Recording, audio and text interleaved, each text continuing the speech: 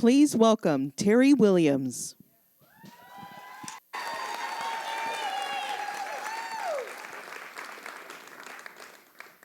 By a show of hands, who enjoys the feeling of accomplishment you get from good, hard work? Yeah, I can relate. Now, who enjoys the feeling of rejuvenation you get from good, deep rest? Yes, I can really relate to that one. Now, perhaps a more deeply human question to ask is this. Who here has ever experienced a bone-deep exhaustion from hard work, which then left you no choice but to rest? Yeah, see, now we're onto something. I find that our capacity to answer that third question honestly reflects our awareness of our life's rhythm. And when we can acknowledge it, we can improve it. In my practice as an executive neuroscience coach, I help people and teams reframe their thinking to unlock better outcomes. And it leads me to questions like these. And I'm noticing a trend. Generally speaking, we over-index and then we overcorrect. You see, first, we buy the lie of hustle culture. Grind till I die, I'll sleep when I'm dead. But think about it with me for a moment here. When has it ever been a safe or smart idea to run every red light as you drive to a destination, believing you'll get there any faster? It's no wonder then that we eventually crash into chaos. So now we swing radically to the opposite end of the spectrum, claiming rest as resistance. And we daydream of a months-long hiatus and a tropical oasis, as if this were affordable or practical or what our drowsy soul was ever actually asking us for. As if sitting on the brakes indefinitely is going to somehow continue moving us forward. Anyone hearing a bit of their own story inside of this story? Ouch. Yes, once again, I can so relate. Listen, this is natural and it's normal. You are not broken, but I feel you. You feel broken down at times. You've just been fed a bad narrative. After taking an extensive look at paths forward in human resilience, I'm here to offer a more nuanced approach. A third way, you might say, a simple, sustainable truth. There is a rhythm between rigor and rest. When we proactively recharge, we more powerfully re-engage. Now let's talk about burnout. At a basic level, burnout is involuntary human shutdown. This is that phenomenon where the work forces the rest. And this feels, well, restless. That's not fatigue, a tired body. It's a tired mind, connected to a dysregulated nervous system that is stuck in survival mode. And this comes at a cost. Researchers at City University of New York discovered that in corporate America, the average company loses up to $21,000 per employee per year to burnout. For major corporations, that annual ticket chalks up to a loss of about $5 million. Yeah. And this is something that can easily be solved if we put in the right work to be able to answer to our burnout. Let's think about a car and driving. Coming back to this driving analogy, I think that a mindful rest practice is what can solve the problem of burnout for us. A mindful rest practice is when you're no longer hitting the brakes in the middle of the freeway, wishing away your working life, and you're no longer running the red lights, ignoring your body and brain's warning signs. You're now yielding at the yellow lights, not speeding, not stalling. You're truly honoring the rhythm of the road. Forbes shows that 66% of corporate America experienced burnout in 2025. So if that's you and you experienced it, know this, you're not an anomaly, you're part of the majority. I said that to make you feel more seen, but this is getting kind of depressing. So I'll give you another stat that I feel is more encouraging and will point us back in the direction of hope. United Healthcare found that almost 90% of people who practice mindfulness report better mental health and well-being outcomes. Now, let's get back in the car once again, because I want to really paint this picture clearly for you. As I was driving my 4-year-old daughter to school recently, she asked, "Daddy, why is that light yellow?" So I answered in a real sing-songy way that her young mind could grasp, and I said, "Well, sweetie, Green means go, red means no, and yellow means slow. She then completed my rhyme sequence for me because she responded with, oh. You see, this is so simple a preschooler can get it, and yet we adults somehow miss it. A mindful rest practice is a yellow light lifestyle. No guilt, no shame, no hard rules, just the grace of an intentional slowing down for recharge, set into your calendar, and practiced at a repeated, regular, rhythmic tempo. This could be a monthly mental health holiday, a weekly Sabbath, a daily afternoon nap.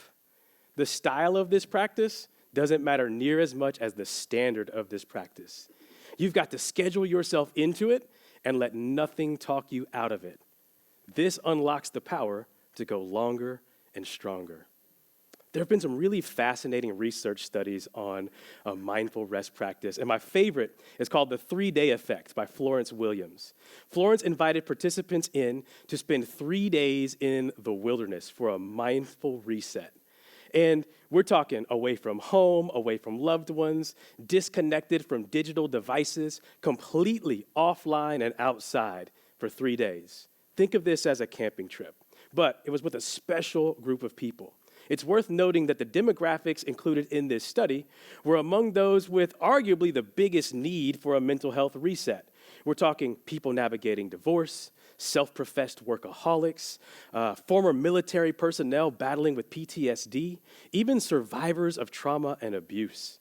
There were brain scans taken before and after this 3-day experience, and comparatively, the information that came forward from these brain scans is conclusive, it is clear, and it is beautiful.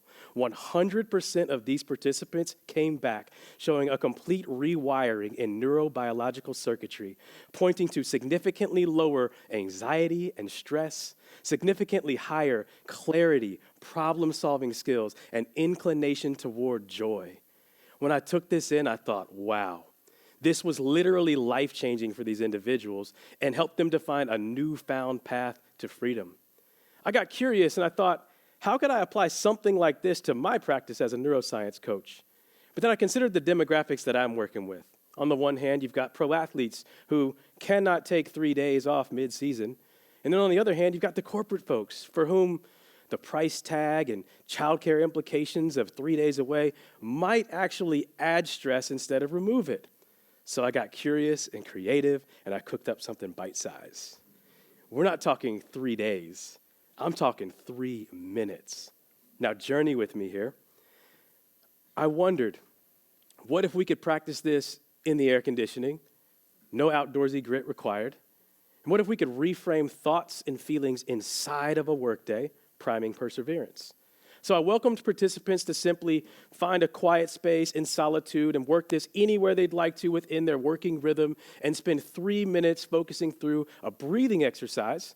And they filled out a simple form before and after the experience. We tracked only 2 simple metrics: level of stress, level of energy. They started off with box breathing. And in fact, I'm going to invite you in to experience box breathing with me right now. So if you're game, go ahead and relax your shoulders away from your ears. Settle your feet flat on the floor. Get a good inhale, exhale. There you go. And now feel free to close your eyes or soften your gaze. Experience it however you'd like to. And for just the next 16 seconds, follow these simple breathing cues.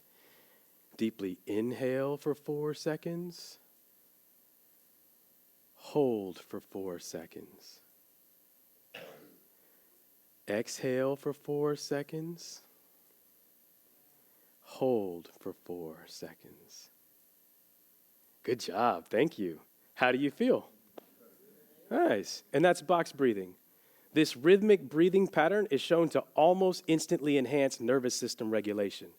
After having them complete 4 rounds of what you just experienced, they were then to just fill the remainder of the 3 minutes with any breathing pattern that came naturally to them, actively noticing their thoughts and feelings as things they were observing and not experiencing. And the results? Incredible. 100% of participants showed lower levels of stress, higher levels of energy. Bingo. Now, this might not have been the kind of seismic shift that would show up on a brain scan and influence life ever after, but it was absolute jet fuel for their peace and performance through the remainder of the workday. Just 3 minutes. That's nearly nothing. It's as attainable as it is impactful. Mere minutes empower our hours. This brings life back to a rhythmic cadence. Notice, rhythm is what drives music forward and what it's always returning to. We can take notes from music. That pun was absolutely intended. We can lean into hard work, but we must fall back into deep rest. When I've applied this mindful rest practice methodology for an NBA franchise I've worked with, we noticed a team of elite doers trade in relentless striving for restful striding, and we went on to win a world championship. And when I've applied this in corporate spaces, we've seen the HR department happier, the team healthier, and the revenues higher.